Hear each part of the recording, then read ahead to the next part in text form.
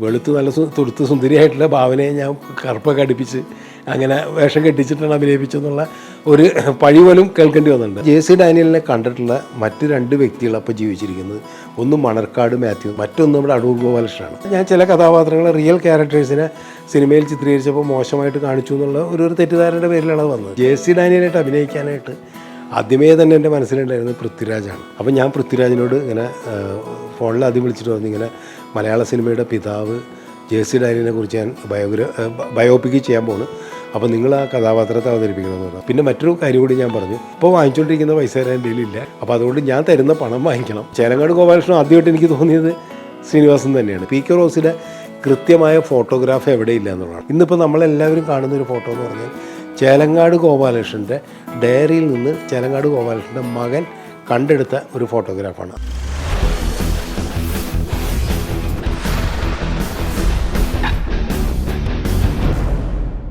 നമസ്കാരം, എൻ്റെ സിനിമാ യാത്രയിലേക്ക് ഒരിക്കൽ കൂടി സ്വാഗതം.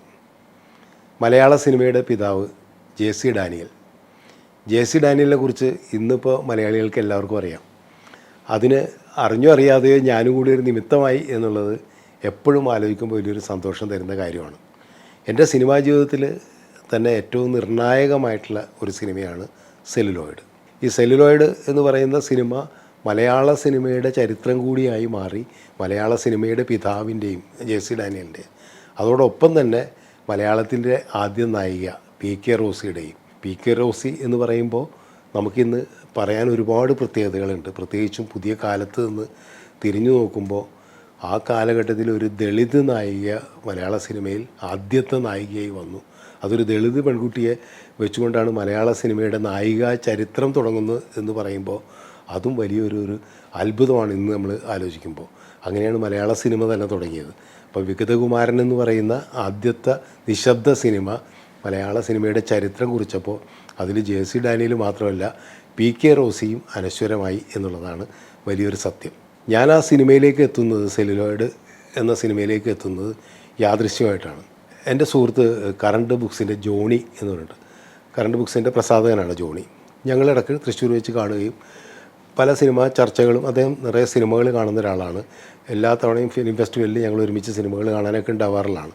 പുസ്തകങ്ങൾ വായിക്കാനും ഒരുപാട് കറണ്ട് ബുക്സുമായിട്ട് ബന്ധപ്പെട്ടിട്ട് അദ്ദേഹം MT ആയിട്ടൊക്കെ വളരെ അടുപ്പമുള്ളതാണ്. ഞാൻ എൻ്റെ തന്നെ നേരത്തെ സിനിമാ ജീവിതമൊക്കെ ആയിട്ട് ബന്ധപ്പെട്ട ഒരു പുസ്തകം ആദ്യം പ്രസിദ്ധീകരിച്ചത് കറണ്ട് ബുക്സാണ്. അന്ന് ജോണി താല്പര്യം എടുത്തിട്ടാണ് അത് പ്രസിദ്ധീകരിച്ചത്. അപ്പോൾ ജോണിയായിട്ട് ഒരു ദിവസം തൃശ്ശൂർ വെച്ച് കണ്ട് സംസാരിച്ചപ്പോൾ ജോണി എന്നോട് പറയുമായിരുന്നു, നഷ്ടനായിക എന്ന് പറഞ്ഞിട്ട് വിനു എബ്രഹാമിൻ്റെ, ചെറുതാകർത്ത് വിനു എബ്രഹാമിൻ്റെ ഒരു നോവൽ വന്നിട്ടുണ്ട്, അതിപ്പോൾ അവർ പ്രസിദ്ധീകരിക്കാൻ പോവുകയാണ്. അപ്പോൾ അത് പി കെ റോസിയെക്കുറിച്ചുള്ള, പി കെ റോസിയുടെ ജീവിതമായിട്ട് ബന്ധപ്പെട്ടുള്ള ഒരു നോവലാണെന്ന് പറയുന്നത്. നഷ്ടനായിക എന്നാണ് അതിൻ്റെ പേര്. അതൊന്ന് കമലൊന്ന് വായിച്ചു നോക്കുക, അതിലൊരു സിനിമയുടെ ഒരു ഇതുണ്ടെന്ന് പറഞ്ഞു. അങ്ങനെ ഞാൻ എൻ്റെ അകത്ത് അപ്പോൾ പബ്ലിഷ് ചെയ്തിട്ടില്ല ശരിക്കും ആ പുസ്തകം, പക്ഷേ അതെനിക്ക് വായിക്കാൻ തന്നു അദ്ദേഹം ജോണി. ഞാനൊന്ന് വായിച്ചു കഴിഞ്ഞപ്പോൾ എനിക്ക് ഭയങ്കരമായിട്ട്, അപ്പോൾ റോസിയെക്കുറിച്ച് ഇങ്ങനെ കേട്ടിട്ടുണ്ട്. അതിനു മുമ്പ് കുരിപ്പുഴ ശ്രീകുമാറിൻ്റെ ഒരു കവിത ഞാൻ വായിച്ചിട്ടുണ്ട്, റോസിയെക്കുറിച്ചുള്ള കവിത. ഇതല്ലാതെ എനിക്ക് പി കെ റോസിയെക്കുറിച്ച് അധികം അറിയില്ലായിരുന്നു. അപ്പോൾ അവരുടെ ഒരു ജീവിതം കണ്ടു കഴിഞ്ഞപ്പോൾ വല്ലാതൊരു ഉൾക്കിടിലം എന്നൊക്കെ പറയുന്നത് നമുക്കൊരു വല്ലാത്ത ഒരവസ്ഥ ഉണ്ടായിരുന്നു.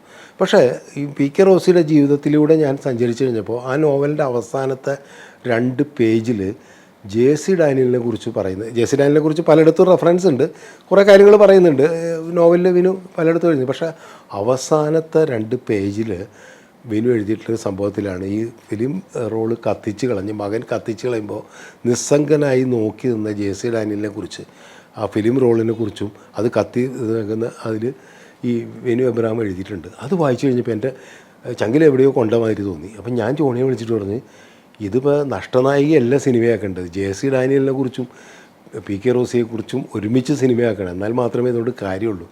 ഇതിൻ്റെ റൈറ്റ്സ് വിനുവിന് എൻ്റെ അടുത്ത് ഞാൻ ചോദിക്കട്ടെ, കിട്ടുമോ എന്ന് ചോദിച്ചു. അപ്പോൾ ജോണി പറഞ്ഞ് ഞാൻ വിളിച്ചു തരാമെന്ന് പറഞ്ഞ് ഞാൻ വിനുവിനായിട്ട് സംസാരിച്ചു. വിനു ആദ്യം സംശയിച്ചു, വേറെ 1-2 ഡയറക്ടർമാർ ഇങ്ങനെ പി കെ റോസിയെക്കുറിച്ച് ഒരു നോവൽ എഴുതുമെന്ന് അറിഞ്ഞപ്പോൾ സിനിമയാക്കണം എന്നൊക്കെ പറഞ്ഞ് നിൽക്കുന്നുണ്ട്, എന്തായാലും കുറച്ച് ദിവസം എനിക്ക് സമയം തരണം എന്ന് പറഞ്ഞു. ഞാൻ പറഞ്ഞു കുഴപ്പമില്ല എന്ന് പറഞ്ഞു. അപ്പോഴേക്കും ഞാനതിങ്ങനെ സ്വയം ഒന്ന് ആലോചിച്ചത് എങ്ങനെ ആയിരിക്കണം സിനിമയാക്കേണ്ടത് എന്നുള്ള കുറേ ആലോചനകൾ എൻ്റെ ഭാഗത്തുനിന്ന് ഉണ്ടായി. ഈ സമയത്ത് ഒരു ദിവസം വിനു എന്നെ വിളിച്ചിട്ട് പറഞ്ഞു, അതിൽ കുഴപ്പമില്ല, അത് കമൽ എങ്ങനെയാണ് സിനിമയാക്കണമെങ്കിൽ കുഴപ്പമില്ല. ഞാൻ തിരുവനന്തപുരത്തേക്ക് വരാം, എനിക്ക് തിരുവനന്തപുരത്ത് നിങ്ങളായിട്ടൊന്ന് ഇരുന്ന് സംസാരിക്കണമെന്ന് പറഞ്ഞ് ഞാൻ തിരുവനന്തപുരത്ത് ഇരുന്നു. അപ്പോൾ ആർ ഗോപാലകൃഷ്ണൻ എന്ന് പറഞ്ഞിട്ട് സ്റ്റിൽ ഫോട്ടോഗ്രാഫറുണ്ട്. അദ്ദേഹം സിനിമയ്ക്ക് ഒരുപാട് സ്റ്റിൽ ഫോട്ടോഗ്രാഫർ, പിന്നെ മലയാള സിനിമയുടെ ചരിത്രമൊക്കെ ഫോട്ടോഗ്രാഫി ചെയ്യുകയും എഴുതുകയൊക്കെ ചെയ്യുന്ന ഒരു വ്യക്തിയാണ്. അപ്പോൾ ആർ ഗോപാലകൃഷ്ണനെ കണ്ടു ഞാൻ, വിനു ഉണ്ടായിരുന്നു, ഞങ്ങൾ ഒരുമിച്ച് ഇരുന്ന് സംസാരിക്കുമ്പോൾ ആർ ഗോപാലകൃഷ്ണൻ ഈ ജെ സി ഡാനിയലിനെ കുറിച്ചൊരു ഡോക്യുമെൻ്ററി ചെയ്തിട്ടുണ്ട്. അപ്പോൾ അതിനെക്കുറിച്ച് അദ്ദേഹം ഇങ്ങനെ സംസാരിച്ചു. അപ്പോൾ അതിൽ നിന്ന് കുറേ കാര്യങ്ങൾ ജെ സി ഡാനിയലിൻ്റെ സംഭവങ്ങൾ എനിക്ക് കിട്ടി. അപ്പോഴാണ് ഈ ഗോപാലകൃഷ്ണനൊക്കെ പറഞ്ഞിട്ടാണ് ഇങ്ങനെ ചേലങ്ങാട് ഗോപാലകൃഷ്ണൻ എന്ന് പറയുന്ന വ്യക്തിയെ ഞാൻ ഒരുപാട് കേട്ടിട്ടുണ്ട്. അദ്ദേഹത്തിൻ്റെ ലേഖനങ്ങളൊക്കെ ഞാൻ കുറേ വായിച്ചിട്ടുണ്ട്.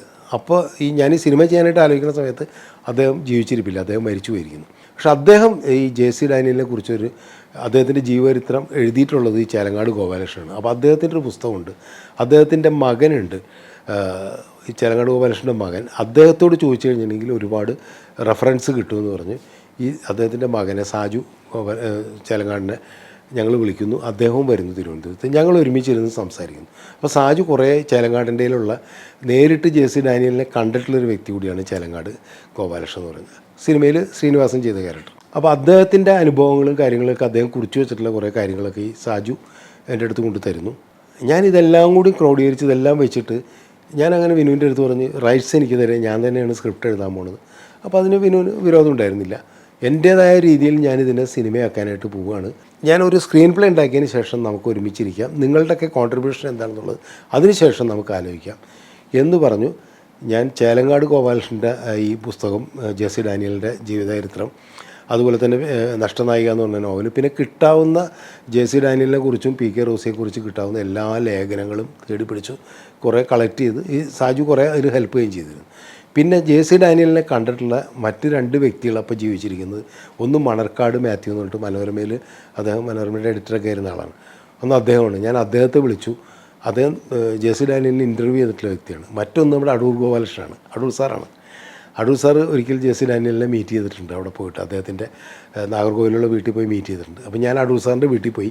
അടൂർ സാറ് പറഞ്ഞ് എനിക്ക് അങ്ങനെ ഒരുപാട് നേരം സംസാരിച്ചുള്ള അനുഭവങ്ങളൊന്നുമില്ല, ഞാൻ അദ്ദേഹം മലയാള സിനിമയെ ആദ്യമായിട്ട് സിനിമ ചെയ്ത ഒരാളെന്നുള്ള രീതിയിൽ അദ്ദേഹത്തെ കാണാൻ പോയി എന്ന് പറഞ്ഞു. പക്ഷേ എന്നാൽ പോലും അദ്ദേഹത്തിന് അന്നുണ്ടായ അനുഭവങ്ങൾ കാര്യങ്ങളൊക്കെ എന്നോട് പറയുകയും ഈ കാര്യങ്ങളൊക്കെ വെച്ചിട്ടാണ് ഞാനിതിൻ്റെ സ്ക്രീൻ പ്ലേ ഉണ്ടാക്കാനായിട്ടിരിക്കുന്നത്.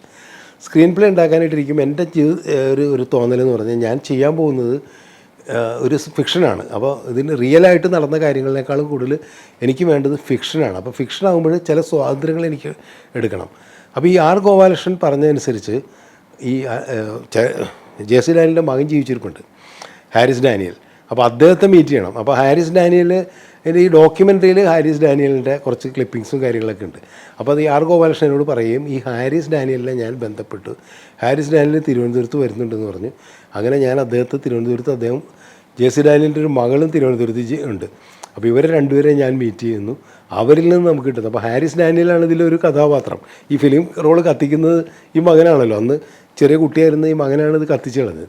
മലയാള സിനിമ ആദ്യത്തെ സിനിമയുടെ ട്രാജഡിയെല്ലാം നമുക്കറിയാവുന്നതാണല്ലോ. അപ്പോൾ അദ്ദേഹത്തിന് പക്ഷേ ഒന്നും ഓർമ്മയില്ല, ചെറിയ കുട്ടിയല്ല, 4 വയസ്സേ കണ്ടുള്ളൂ. അപ്പോൾ കൃത്യമായ ഓർമ്മയില്ല. അന്നത്തെ ഈ കുട്ടിക്കാലത്തെ ഒരു അബോധത്തിൽ ചെയ്തു പോയൊരു വലിയ തെറ്റാണ് പുള്ളി ചെയ്തത്. അത് ഇദ്ദേഹം തന്നെ ഒരു ഫംഗ്ഷൻ നടക്കുമ്പോൾ തിരുവനന്തപുരത്ത് വെച്ചിട്ട് എൻ്റെ അന്നത്തെ ബോധമില്ലായ്മ കൊണ്ട് ഞാൻ ചെയ്തു പോയൊരു അബദ്ധമാണ്. അതുകൊണ്ടാണ് മലയാള സിനിമയുടെ ചരിത്രം രേഖപ്പെടുത്താൻ വിഗതകുമാരൻ്റെ റീലില്ലാതെ പോയെന്ന് അദ്ദേഹം സംസാരിക്കുകയൊക്കെ ചെയ്തിട്ടുണ്ടായിരുന്നു.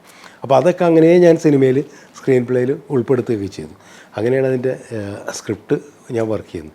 ഈ സ്ക്രിപ്റ്റ് വർക്ക് ചെയ്യുന്ന സമയത്ത് അപ്പോൾ വേറൊരു സിനിമ ഇങ്ങനെ ആലോചിച്ചുകൊണ്ടിരിക്കുമ്പോൾ അതിനൊരു നിർമ്മാതാവ് ഉണ്ടായിരുന്നു. ഞാൻ അദ്ദേഹത്തോട് ഈ സിനിമയെക്കുറിച്ച് പറഞ്ഞു, ഇങ്ങനെ ഒരു സ്ക്രീൻ പ്ലേയിൽ ഞാനിപ്പോൾ വർക്ക് ചെയ്യണത്, ഇത് ചെയ്യാനാണ് ഞാൻ ആലോചിക്കുന്നതെന്ന് പറഞ്ഞു.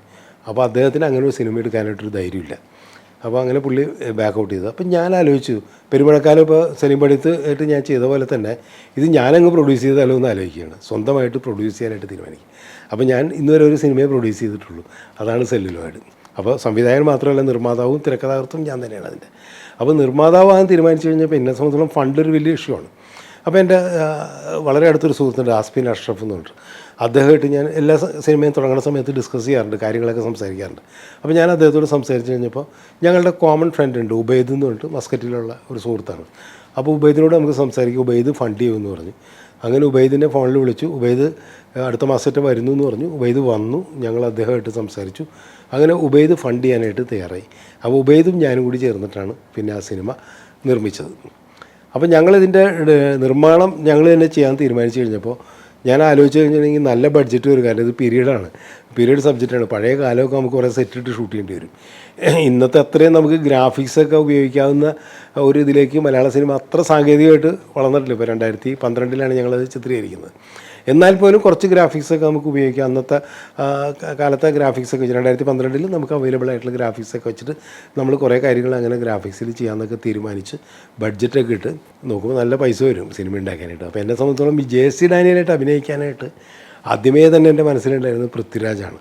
കാരണം എന്ന് വെച്ച് കഴിഞ്ഞാൽ പൃഥ്വിരാജിന് എവിടെയൊക്കെയോ ജെ.സി. ഡാനിയലിൻ്റെ റിസംബ്ലൻസ് ഉണ്ട്. അപ്പോൾ അതെനിക്കും കൂടി തോന്നിയതാണ്. അത് മറ്റുള്ളവർക്ക് തോന്നിയിട്ടുണ്ടോ എന്ന് എനിക്കറിയില്ല. എനിക്ക് ആദ്യം തന്നെ ജെ.സി. ഡാനിയൽ രൂപം കാണും. പിന്നെ പ്രത്യേകിച്ചും ജെ.സി. ഡാനിയൽ ഇംഗ്ലീഷ് വിദ്യാഭ്യാസമൊക്കെ കിട്ടിയിട്ടുള്ള വളരെ വെൽ എഡ്യൂക്കേറ്റഡ് ആയിട്ട് നന്നായിട്ട് ഇംഗ്ലീഷ് സംസാരിക്കുന്ന, എന്താ പറയുക, വളരെ സോഫിസ്റ്റിക്കേറ്റഡ് ആയിട്ട് ഡ്രസ്സ് ചെയ്തിട്ട് നടക്കുന്ന ഒരാളാണ്. അപ്പോൾ കാഴ്ചയിലും അങ്ങനെയൊക്കെ വേണം. അപ്പോൾ അതൊക്കെ നോക്കുമ്പോൾ മനസ്സിലേക്ക് ആദ്യം വന്നത് പൃഥ്വിരാജ് തന്നെയാണ്. അപ്പം ഞാൻ പൃഥ്വിരാജിനോട് ഇങ്ങനെ ഫോണിൽ ആദ്യം വിളിച്ചിട്ട് പറഞ്ഞു, ഇങ്ങനെ മലയാള സിനിമയുടെ പിതാവ് ജെ.സി. ഡാനിയലിനെ കുറിച്ച് ഞാൻ ബയോപിക്ക് ചെയ്യാൻ പോണ്. അപ്പോൾ നിങ്ങൾ ആ കഥാപാത്രത്തെ അവതരിപ്പിക്കണമെന്ന് പറഞ്ഞു. അപ്പോൾ പൃഥ്വിരാജ് പറഞ്ഞു, അയ്യോ എനിക്കതിനെ പറ്റി ഒന്നും അറിഞ്ഞൂടാ, ഞാൻ ജെ.സി. ഡാനിയലിൽ നിന്ന് കേട്ടിട്ടുണ്ടെന്നല്ലാണ്ട് എനിക്ക് അദ്ദേഹത്തെക്കുറിച്ച് ഒന്നും അറിയില്ല. ഞാൻ പറഞ്ഞു, ഞാൻ വരാം, ഞാൻ സ്ക്രിപ്റ്റായിട്ട് വരാം എന്ന് പറഞ്ഞു. ഞാൻ രാജുവിനായിട്ടിരുന്നു, സ്ക്രിപ്റ്റ് വായിച്ചു കൊടുത്തു. സ്ക്രിപ്റ്റ് വായിച്ചു കഴിഞ്ഞപ്പോഴാണ് രാജു പറഞ്ഞു, അയ്യോ ഈ ഇദ്ദേഹത്തിൻ്റെ ജീവിതത്തിൽ ഇത്രമാത്രം സംഭവങ്ങൾ ഒക്കെ ഉണ്ടോ, അങ്ങനൊരു മനുഷ്യനായിരുന്നു ജെ.സി. ഡാനിയൽ. ഞാൻ പറഞ്ഞാൽ അതെ, പലർക്കും അറിയില്ല. നമ്മൾ സിനിമയിൽ പ്രവർത്തിക്കുന്ന നമ്മളെപ്പോലുള്ളവർക്ക് പോലും ജെ.സി. ഡാനിയൽ ആരാണെന്ന് അറിയില്ല. അപ്പോൾ പ്രേക്ഷകർക്ക് ഒട്ടും അറിയാൻ പോകുന്നില്ല. അപ്പോൾ പറഞ്ഞു, ഞാനിത് ചെയ്താൽ ശരിയാവും. ഞാൻ പറഞ്ഞു, നിങ്ങൾ ചെയ്താൽ തന്നെ ശരിയാവുള്ളൂ. കാരണം ജെ.സി. ഡാനിയൽ സിനിമ എടുക്കുമ്പോൾ അദ്ദേഹത്തിന് 10-28 വയസ്സുള്ളൂ. അപ്പോൾ അന്ന് പൃഥ്വിരാജിനും അതേ പ്രായമാണ്. അത്ര ആയിട്ടുണ്ടോ എന്ന് എനിക്കറിയില്ല. അപ്പോൾ രാജുവിനെ പോലുള്ള ചെറുപ്പക്കാരൻ തന്നെ വേണം ഈ കഥാപാത്രത്തെ അവതരിപ്പിക്കാൻ. പിന്നെ തിരുവനന്തപുരം ഭാഷയാണ്. ആ ഭാഷ തന്നെ കൃത്യമായിട്ട് അതേപോലെ തന്നെ പറയാൻ പറ്റുന്ന ഒരാൾ വേണം. ഇതൊക്കെ എനിക്ക് നിർബന്ധമായിട്ടുള്ള കാര്യമാണ്, നിങ്ങൾ തന്നെ ചെയ്യണം. പിന്നെ മറ്റൊരു കാര്യം കൂടി ഞാൻ പറഞ്ഞു, പൃഥ്വിരാജ് അന്നും നല്ല പൈസ വാങ്ങിക്കുന്ന ഒരാളാണ്, വലിയ ഹീറോ ആയി കഴിഞ്ഞിരിക്കുന്നു. അപ്പോൾ രാജു ഇപ്പോൾ വാങ്ങിച്ചുകൊണ്ടിരിക്കുന്ന പൈസ തരാൻ എൻ്റെ കയ്യിലില്ല. കാരണം ഞാൻ നിർമ്മാതാവാണ് ഈ സിനിമയുടെ, എനിക്ക് വേറെ നിർമ്മാതാവില്ല. അപ്പോൾ അതുകൊണ്ട് ഞാൻ തരുന്ന പണം വാങ്ങിക്കണം, അതിന് തയ്യാറാണെന്ന് ചോദിച്ചു. രാജു കുറേ നേരം ചിരിച്ചിട്ട് സാറ് മൊത്തത്തിലെല്ലാം പൂട്ടുകളല്ലേ എന്ന് ചോദിച്ചു. ഞാൻ പറഞ്ഞ് പൂട്ട. അപ്പോൾ അന്ന് രാജു ഹിന്ദി പടമൊക്കെ ചെയ്തുകൊണ്ടിരിക്കുന്ന സമയമാണ്. ഞാൻ പറഞ്ഞു പൂട്ടുക എന്നുള്ള അർത്ഥത്തിലാണെന്ന് വെച്ചാൽ അങ്ങനെ. പക്ഷേ ഈ കഥാപാത്രം ഇപ്പോൾ ഡാനിയലായിട്ട് നിങ്ങൾ അഭിനയിക്കുക എന്നുള്ളത് എൻ്റെ ഒരു ഡ്രീമാണ്. അതുകൊണ്ട് നിങ്ങളത് ചെയ്തിരിക്കണം. മറ്റു കാര്യങ്ങളൊക്കെ രാജു എങ്ങനെ തീരുമാനിക്കുന്നതനുസരിച്ച് ചെയ്യാമെന്ന് പറഞ്ഞു. അപ്പോൾ എന്നോട് തിരിച്ച് രാജു പറഞ്ഞു വെച്ചാൽ, സാറ് തീരുമാനിച്ചോളൂ, എനിക്കൊരു പ്രശ്നമില്ല, പക്ഷേ എനിക്ക് സമയം തരണം. കാരണം എൻ്റെ ഡേറ്റും കാര്യങ്ങളൊക്കെ ഇങ്ങനെ ഹിന്ദി പടമൊക്കെ ചെയ്യുന്നുണ്ട്, അപ്പോൾ വലിയ പ്രശ്നമാണെന്ന് പറഞ്ഞു. ഞാൻ പറഞ്ഞു, നിങ്ങളെപ്പോൾ ചെയ്യാൻ പറ്റുന്നു അപ്പോൾ ചെയ്യുക. അപ്പോൾ 2 ഷെഡ്യൂളായിട്ട് ചെയ്താൽ മതി എന്ന് ചോദിച്ചു. ഞാൻ പറഞ്ഞു, കുഴപ്പമില്ല, പക്ഷേ എനിക്ക് ഫണ്ടും ബഡ്ജറ്റും അതിനനുസരിച്ച് താങ്ങണം. പുള്ളി പറഞ്ഞു, കുഴപ്പമില്ല, നമുക്ക് സാറ് എങ്ങനെയാണ് അതിൻ്റെ പ്ലാൻ ചെയ്യണമെന്ന് വെച്ചിട്ട് അതിന് ശേഷം എന്നോട് പറയാൻ പറഞ്ഞു. അപ്പോൾ ഞാൻ പിന്നെ സ്ക്രിപ്റ്റൊക്കെ വെച്ചിട്ട് നമ്മൾ ചാർട്ട് ചെയ്ത് കഴിഞ്ഞപ്പോൾ കുറേ ഭാഗങ്ങൾ നമ്മൾ തിരുവനന്തപുരത്ത് ഷൂട്ട് ചെയ്യണം, സെറ്റൊക്കെ ഇട്ട് ഷൂട്ട് ചെയ്യാനുണ്ട്. ബാക്കിയുള്ള കാര്യങ്ങൾ മുഴുവൻ കേരളത്തിൽ ചിത്രീകരിക്കാനായിട്ട് നമ്മൾ പഴയ കാലത്ത് 1920s നടക്കുന്ന കഥയല്ലേ. അപ്പോൾ ലൊക്കേഷൻ ഞങ്ങൾ കണ്ടെത്തിയത് മൈസൂരിലാണ്. മൈസൂരും കുറേ ഇൻറ്റീരിയറിലേക്ക് പോയിട്ടാണ് ഇതിൻ്റെ ലൊക്കേഷനൊക്കെ കണ്ടെത്തിയത്. അപ്പോൾ ഈ മൈസൂരിൽ അങ്ങനെയുള്ള പഴയ കെട്ടിടങ്ങളും കാര്യങ്ങളൊക്കെ വെച്ചിട്ട്, അപ്പോൾ അവിടെ എന്തായാലും വേറെ ഷെഡ്യൂളായിട്ട് ചെയ്താൽ കുഴപ്പമില്ല, ഇവിടെ സെറ്റും ബാക്കിയുള്ള വർക്കുകൾ മുഴുവൻ ഇവിടെ ചെയ്യാമെന്നുള്ള രീതിയിൽ രാജുവിൻ്റെ അടുത്ത് പറയും. അങ്ങനെയാണ് രാജു ആ കഥാപാത്രമായിട്ട് ജെ.സി. ഡാനിയലായിട്ട് അഭിനയിക്കാനായിട്ട് വരുന്നത്. അപ്പം പിന്നെ ചേലങ്ങാട് ഗോപാലകൃഷ്ണൻ. അപ്പോൾ ചേലങ്ങാട് ഗോപാലകൃഷ്ണനിലൂടെയാണ് ഈ കഥ പോകുന്നത്. ആ സിനിമയുടെ എല്ലാവർക്കും അറിയാവുന്നതാണല്ലോ. അപ്പോൾ ചേലങ്ങാട് ഗോപാലകൃഷ്ണൻ ആദ്യമായിട്ട് എനിക്ക് തോന്നിയത് ശ്രീനിവാസൻ തന്നെയാണ്. കാരണം ഈ പറഞ്ഞ ഒരു ചേലങ്ങാടിൻ്റെ ഒരു രൂപസാദൃശ്യവും പോലും ശ്രീനിവാസനുണ്ട് എന്നുള്ളതാണ്. പിന്നെ ഇത്തരം ക്യാരക്ടർ നമുക്ക് വിശ്വസിച്ച് ഏൽപ്പിക്കാവുന്ന ഒരു ആക്ടർ ശ്രീനിവാസൻ തന്നെയാണ്. അപ്പോൾ ഞാൻ ശ്രീനിയോട് ഇതുപോലെ ഫോണിൽ കൂടി എന്നോട് പറയുന്നത് ചേലങ്ങാട് ഗോപാലകൃഷ്ണൻ. അപ്പോൾ അത് ശ്രീനി കേട്ടിട്ടുണ്ട്. ശ്രീനി പറഞ്ഞാലും ഒരിക്കൽ അദ്ദേഹത്തെ കണ്ടിട്ടുണ്ട്, സംസാരിച്ചിട്ടൊക്കെ ഉണ്ട്, പക്ഷേ അത്ര അടുപ്പമൊന്നും ഉണ്ടായിട്ടില്ല എന്ന് പറഞ്ഞു. അപ്പോൾ ഈ കഥാപാത്രമാണ് നിങ്ങൾ അഭിനയിക്കേണ്ടതെന്ന് പറഞ്ഞു. പിന്നെ ഞാൻ സ്ക്രിപ്റ്റ് ശ്രീനിക്ക് കൊടുത്തു, ശ്രീനി വായിച്ചു. ശ്രീനിയും വളരെ ഹാപ്പി ആയിരുന്നു. പുള്ളി ചില സജഷൻസൊക്കെ പറഞ്ഞു, അതും കൂടി നമ്മൾ ഉൾപ്പെടുത്തിയിട്ടാണ് പിന്നെ ആ സ്ക്രീൻ പ്ലേ വന്നത്. അങ്ങനെ ശ്രീനിവാസൻ ചേലങ്ങാട് ഗോപാലകൃഷ്ണനാവുന്നു. പിന്നെ മമത മോഹൻദാസാണ് ജെ.സി. ഡാനിയലിൻ്റെ ഭാര്യയായിട്ട് വന്നത്, ജാനറ്റിൻ്റെ ക്യാരക്ടർ ആയിട്ട് വരുന്നത്. അപ്പോൾ ജാനറ്റ് ഈ പറഞ്ഞ മാതിരി ഒരു വളരെ സോഫിസ്റ്റിക്കേറ്റഡ് ആയിട്ട് ഇംഗ്ലീഷൊക്കെ സംസാരിക്കുന്ന ഒരു ലേഡി, അങ്ങനത്തെ ഒരു ക്യാരക്ടറാണ്. രൂപം കൊണ്ടും ഒക്കെ തന്നെ ഏകദേശം ഞാൻ അതിലെ മിക്കവാറും എല്ലാ ക്യാരക്ടേഴ്സിനെയും രൂപസാദൃശ്യമൊക്കെ നോക്കിയിട്ട് തന്നെയാണ് നമ്മളതിൽ കാസ്റ്റിംഗ് ഒക്കെ. അതിന് വേണ്ടിയിട്ട് കുറേ ഓഡീഷനൊക്കെ നടത്തി കാസ്റ്റിങ്ങിന് വേണ്ടിയിട്ട് ഒരു ടീമിനെ തന്നെ ഏൽപ്പിച്ചിട്ടാണ് കുറേ ക്യാരക്ടേഴ്സിനെ കണ്ടെത്തിയത്. ഏറ്റവും പ്രധാനപ്പെട്ടൊരു കാര്യം പി.കെ. റോസിയാണ്. ആര് പി.കെ. റോസി ആവും എന്നുള്ളതാണ്. അപ്പോൾ അതിന് വേണ്ടിയിട്ട് കുറേ ഓഡീഷനൊക്കെ നടത്തി കുറേ പേരെ നമ്മൾ ഇത് ചെയ്തു നോക്കിച്ചു. അപ്പോൾ ആദ്യം എനിക്ക് മനസ്സിൽ തോന്നിയൊരു കാര്യം എന്ന് വെച്ച് കഴിഞ്ഞിട്ടുണ്ടെങ്കിൽ, ഒരു ദളിത് പെൺകുട്ടിയാണ് പി കെ റോസി. അപ്പോൾ ദളിത് പെൺകുട്ടിയുടെ രൂപസാദൃശ്യമൊക്കെ നമുക്ക് തോന്നരുത്. പി കെ റോസിയുടെ കൃത്യമായ ഫോട്ടോഗ്രാഫ് എവിടെയില്ല എന്നുള്ളതാണ്. ആകെ പ്രചരിക്കുന്നൊരു ഫോട്ടോഗ്രാഫ് എന്ന് പറയുന്നത് ഇന്നിപ്പോൾ നമ്മളെല്ലാവരും കാണുന്നൊരു ഫോട്ടോ എന്ന് പറഞ്ഞാൽ ചേലങ്ങാട് ഗോപാലകൃഷ്ണൻ്റെ ഡയറിയിൽ നിന്ന് ചേലങ്ങാട് ഗോപാലകൃഷ്ണൻ്റെ മകൻ കണ്ടെടുത്ത ഒരു ഫോട്ടോഗ്രാഫാണ്. അത് ചിത്രഭൂമിയിലൊക്കെ അന്ന് പ്രസിദ്ധീകരിച്ച് വന്നതാണ്. ഇതാണ് പി കെ റോസി എന്നാണ് ചേലങ്ങാട് ഗോപാലകൃഷ്ണനും പറഞ്ഞിരുന്നത്, ഗോപാലകൃഷ്ണൻ്റെ മകനും പറയുന്നത്, എല്ലാവരും പറയുന്നത് വിശ്വസിക്കുന്നത് അത് സത്യമാണ്. പക്ഷേ നമുക്ക് ആധികാരികമായിട്ട് പി കെ റോസിയുടെ മുഖം ഏതാണെന്ന് ചോദിച്ചു കഴിഞ്ഞിട്ടുണ്ടെങ്കിൽ ഈ ഒരു ഫോട്ടോഗ്രാഫ് മാത്രമേ ഉള്ളൂ. ആ ഫോട്ടോഗ്രാഫ് എന്ന് പറയുന്നത് പോലും കൃത്യമായി നന്നായിട്ടൊന്നുമില്ല. ഇപ്പോൾ അത് വീണ്ടും ഒക്കെ ഫോട്ടോ കോപ്പിയൊക്കെ ചെയ്തിട്ട് നീറ്റായിട്ടൊക്കെ വരുന്നുണ്ടെന്നില്ലാണ്ട് അത് ഞങ്ങൾക്ക് കിട്ടിയിരുന്നത് വളരെ എന്താ പറയുക ക്ലിയർ അല്ലാത്ത ഒരു ഫോട്ടോഗ്രാഫാണ്. ഈ ഫോട്ടോഗ്രാഫിൻ്റെ ആ രൂപസാദൃശ്യമുള്ളൊരു പെൺകുട്ടി വേണമെന്നുള്ള എനിക്കൊരു നിർബന്ധം കൂടിയായിരുന്നു. അങ്ങനെ പല പെൺകുട്ടികളെ നമ്മളിങ്ങനെ നോക്കണതിൻ്റെ ഇടയിൽ ഒരിക്കൽ യാദൃശ്യമായിട്ട് ഒരു ഈ റിയാലിറ്റി ഷോ ഉണ്ടല്ലോ, റിയാലിറ്റി ഷോയിൽ പാട്ട് പാടിക്കൊണ്ടിരിക്കുന്ന ഒരു പെൺകുട്ടി പാട്ട് പാടുന്നത് കണ്ടപ്പോൾ പെട്ടെന്ന് എനിക്ക് സ്ട്രൈക്ക് ചെയ്ത്. കാരണം ഇത് ആ പെൺകുട്ടിക്ക് ഒരു പി കെ റോസിൻ്റെ ഒരു ചായ ഉണ്ടല്ലോ, പാട്ട് പാടുന്ന ഒരു ഗായികയാണ് ആ കുട്ടി. അങ്ങനെ ആ കുട്ടിയാണ് നമ്മൾ പി കെ റോസി. ഞാനങ്ങനെ ആ റിയാലിറ്റി ഷോയുടെ ആൾക്കാരെ വിളിക്കുന്നു, അവളെ അതിൻ്റെ അഡ്രസ്സ് തേടി പിടിക്കുന്നു, അവരെ കാണണമെന്ന് പറഞ്ഞു. അവരെന്നെ കാണാൻ വേണ്ടി വന്നു. ആ കുട്ടി ചാന്ദിനി എന്നാണ് ആ കുട്ടിയുടെ പേര്. ചാന്ദിനിയാണ് പി കെ റോസിയായിട്ട് വരുന്നത്. അതിനു മുമ്പ് ചാന്ദിനി സിനിമയിൽ അഭിനയിച്ചിട്ടില്ല, അഭിനയത്തെക്കുറിച്ച് യാതൊരു ധാരണയില്ല, ഒന്നുമില്ല. പാട്ട് പാടാൻ മാത്രമേ അറിയാവുള്ളൂ. ആ കുട്ടിക്കൊരു വളരെ നിഷ്കളങ്കമായൊരു മുഖമൊക്കെ ആയിട്ടുള്ള ഒരു കുട്ടിയാണ്. അപ്പോൾ എനിക്ക് റോസിയായിട്ട് അവരെയാണ് തോന്നിയത്. അപ്പോൾ അവരെ കൊണ്ട് അഭിനയിപ്പിക്കാൻ പറ്റും എന്നുള്ളൊരു കോൺഫിഡൻസോടുകൂടി തന്നെയാണ് ഞാൻ പി കെ റോസിയായിട്ട് ചാന്ദിനിയെ കാസ്റ്റ് ചെയ്യുന്നത്. സിനിമ കണ്ട് നമുക്ക് എല്ലാവർക്കും അറിയാം, ചാന്ദിനി പി കെ റോസിയായിട്ട് വളരെ നന്നായിട്ട് ആ സിനിമയിൽ അഭിനയിച്ചിട്ടുണ്ടെന്നുള്ളത്. അതിന് ഏറ്റവും ഒരു സന്തോഷമുണ്ടായ കാര്യം എന്ന് വെച്ചാൽ സിനിമ വന്നതിന് ശേഷവും എല്ലാവരും പറഞ്ഞൊരു കാര്യമാണ്, സാധാരണ സിനിമയിലൊക്കെ തന്നെ നമ്മൾ പലപ്പോഴും മുൻകാലങ്ങളിലൊക്കെ തന്നെ ഞാനടക്കം ചെയ്തിട്ടുള്ള ഒരു അപരാധമാണ്. ഇന്ന് ചിലർ അത് ട്രോൾ ചെയ്യുന്നുണ്ട്. ഇപ്പോൾ ഭാവന ആദ്യമായിട്ട് സിനിമയിൽ വന്നു കഴിഞ്ഞപ്പോൾ നമ്മളിൽ പരിമളം എന്ന് പറയുന്ന ഒരു തമിഴ് പെൺകുട്ടിയായിട്ട് വെളുത്ത് നല്ല തുടുത്ത് സുന്ദരിയായിട്ടുള്ള ഭാവനയെ ഞാൻ കറുപ്പൊക്കെ അടുപ്പിച്ച് അങ്ങനെ വേഷം കെട്ടിച്ചിട്ടാണ് അഭിനയിപ്പിച്ചെന്നുള്ള ഒരു പഴി പോലും കേൾക്കേണ്ടി വന്നിട്ടുണ്ട്. അപ്പോൾ സെല്ലുലോയിഡിനെ സംബന്ധിച്ചുള്ള എല്ലാവരും പറഞ്ഞൊരു കാര്യമാണ്, റിയലായിട്ട് നമുക്ക് തോന്നുന്ന രീതിയിൽ റോ ആയിട്ട് വന്ന ഒരു പെൺകുട്ടിയാണ് ആ കഥാപാത്രത്തെ അവതരിപ്പിച്ചത്. അത് അതിൻ്റെ ഒരു പ്രത്യേകതയാണ് എന്ന് പറയുകയും ചെയ്തു. നമുക്കെല്ലാവർക്കും അറിയാവുന്ന പോലെ തന്നെ അതിൻ്റെ ഇമോഷൻ ആൾക്കാർ ഭയങ്കരമായിട്ട് എടുത്തുകൊണ്ടാണ് ജെ.സി. ഡാനിയൽ എന്ന് പറയുന്ന മനുഷ്യൻ്റെ കഥ, അദ്ദേഹത്തിൻ്റെ ജീവിതം ഏത് രീതിയിലേക്ക് പ്രേക്ഷകരുടെ മനസ്സിലേക്ക് എത്തിയെന്നുള്ളതാണ്. ഞാൻ എപ്പോഴും ഇങ്ങനെ തിരിഞ്ഞു നോക്കുമ്പോൾ, എൻ്റെ സിനിമാ ജീവിതം തന്നെ തിരിഞ്ഞു നോക്കുമ്പോൾ എനിക്ക് തോന്നുന്ന ഏറ്റവും പ്രധാനപ്പെട്ടൊരു കാര്യം അതാണ്. ഒരുപക്ഷെ മലയാള സിനിമയുടെ പിതാവിനെ അടയാളപ്പെടുത്താൻ പറ്റിയ ഒരു സിനിമ ചെയ്യാനായിട്ട് എനിക്ക് പറ്റി, അതാണ് സെല്ലുലോയിഡ്. അതിലും വളരെ പ്രധാനപ്പെട്ട ഒരു കാര്യം എന്ന് പറഞ്ഞു കഴിഞ്ഞാൽ, സിനിമ കണ്ട നമുക്ക് എല്ലാവർക്കും അറിയാം, അതിൻ്റെ അവസാനത്തിൽ ജെ.സി. ഡാനിയൽ മരിക്കാൻ കിടക്കുന്ന ഒരു സീനുണ്ട്. ആ മരിക്കാൻ കിടക്കുന്ന സീൻ ഫിക്ഷനാണ്, പൂർണ്ണമായിട്ടും ഫിക്ഷനാണ്. അദ്ദേഹം എങ്ങനെയാണ് മരിച്ചത്, അവസാന നിമിഷങ്ങളിൽ അദ്ദേഹത്തിൻ്റെ അവസാന ദിവസങ്ങൾ എങ്ങനെയായിരുന്നു എന്നുള്ള ആർക്കും അറിയില്ല. ചേലങ്ങാട് ഗോപാലകൃഷ്ണൻ അദ്ദേഹം മരിച്ചു, അസുഖമായിട്ട് കിടന്ന് മരിച്ചു എന്നുള്ളത് മാത്രം ബാക്കി എല്ലാവരും അങ്ങനെ രേഖപ്പെടുത്തിയിട്ടുള്ളൂ. അപ്പം ഞാൻ അദ്ദേഹത്തിൻ്റെ അവസാന നിമിഷങ്ങൾ ആ സിനിമയിൽ ചിത്രീകരിച്ചിട്ടുള്ള കണ്ടിട്ടുള്ളവർക്കറിയാം, അദ്ദേഹം ഇങ്ങനെ ഒരു വാളിലേക്ക്, വെളുത്ത ചുമരിലേക്ക് ഇങ്ങനെ നോക്കി കിടക്കുകയാണ് ജെ.സി. ഡാനിയൽ.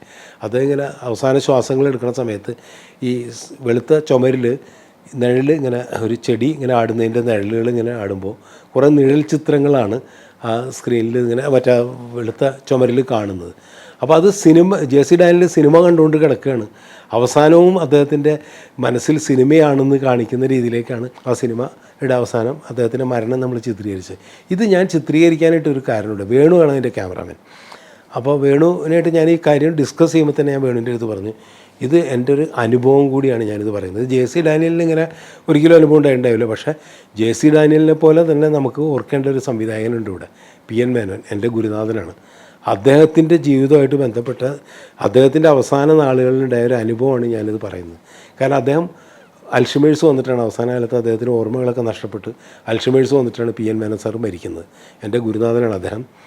ഞാൻ അദ്ദേഹത്തിന് അൽഷിമേഴ്സ് വന്ന അദ്ദേഹം രോഗശൈലിയാണ് സമയത്ത് അദ്ദേഹത്തെ കാണാനായിട്ട് പലതവണ അദ്ദേഹത്തിൻ്റെ മകളുടെ എറണാകുളത്തുള്ള ഫ്ലാറ്റിലാണെന്നുണ്ടായിരുന്നത്.